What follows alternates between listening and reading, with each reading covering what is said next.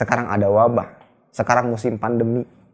Apa yang kita lakukan? Apakah kita melaksanakan sholat di tanah lapang, ya, atau bagaimana? Maka dalam hal ini tentunya dengan melihat kebijakan dari pemerintah, keputusan dari pemerintah yang lebih mengedepankan maslahat yang berkaitan erat dengan jiwa manusia, maka berlakulah kaidah darul mafasid muqaddam ala jalbil masalih. Mencegah bahaya itu lebih didahulukan daripada mendatangkan maslahat, ya. Maka Allah alam bisawab, kita tidak melaksanakan sholat Id di tanah lapang. Namun hal ini tentunya berkaitan pula dengan apa yang menjadi arahan pemerintah, keputusan pemerintah yang berkenaan tentang penanganan COVID-19 atau corona ini, ya. Tapi kalau seandainya memang di luar sana masih berbahaya, yang bisa mendatangkan bahaya bagi jiwa, mendatangkan bahaya bagi diri kita dan keluarga kita, maka sebaiknya tidak kita lakukan. Kenapa? Darul mafasid muqaddam ala jalbil masalih. Mencegah madarat itu jauh lebih diutamakan, didahulukan daripada mendatangkan maslahat. Nah, sekarang pertanyaannya, kalau tidak kita lakukan di tanah lapang bersama kaum muslimin yang lainnya, boleh tidak dilakukan di rumah?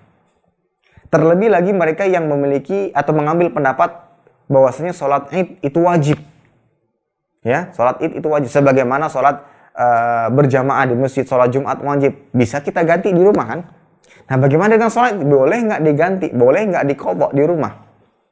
Maka dalam hal ini, ikhwatul iman, ada perbedaan pendapat. Ada yang mengatakan tidak ada, ya, tidak bisa diqadha. Ada yang mengatakan boleh, tapi dikiaskan dengan sholat Jumat, ya. Kalau sholat berjamaah bersama kaum muslimin 2 rakaat, tapi kalau di rumah jadi 4 rakaat.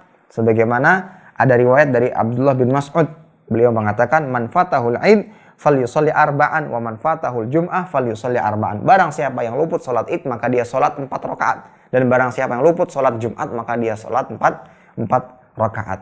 Ini pendapat yang kedua. Dan pendapat yang ketiga, dan saya rasa ini sudah tersebar di kalangan kita, ada tulisan dari Ustadz Firanda Andirja hafizahullah ta'ala. Beliau membawakan sebuah artikel atau tulisan yang menerangkan dan menjelaskan tentang tata cara sholat Id di rumah. Dan beliau mengambil pendapat jumhur, ya, bahwasanya sholat Id boleh dilaksanakan di rumah dan dilaksanakannya 2 rakaat.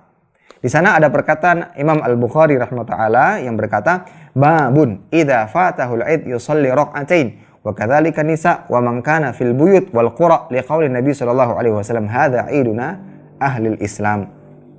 Bab jika seorang terluput dari salat Id maka ia salat 2 rakaat, ya, 2 rakaat. Demikian juga para wanita dan orang-orang yang ada di rumah-rumah dan juga di kampung-kampung. Hal ini berdasarkan sabda Nabi sallallahu alaihi wasallam, hadza iduna ahlul Islam. Ini adalah hari raya kita kaum muslimin, dalam arti semuanya berhak mendapatkan kegembiraan, kebahagiaan, menjalankan syariat, ya, salat Id, ya. Maka berdasarkan penjelasan di atas, dan ini adalah pendapat yang beliau jumhur, maka Allah a'lam bishawab, saya mengambil pendapat ini. Jadi kita salat di rumah berjumlah 2 rakaat. Namun tidak perlu khutbah, ya, tidak ada khutbah setelah salat tersebut. Allah a'lam bishawab. Tapi kalau ada sebagian yang mengambil pendapat yang lain, maka tentunya dalam hal ini kita lebih berlapang dada. Yang jelas kita memilih apa yang lebih kuat, ya, dan tentunya apa yang dijelaskan oleh para asatidzah atau para ulama. Terima kasih. Jazakumullah khairan wa barakallahu fikum. Video ini dibuat atas partisipasi dari donasi Anda. Semoga menjadi amal jariah bagi Anda semuanya.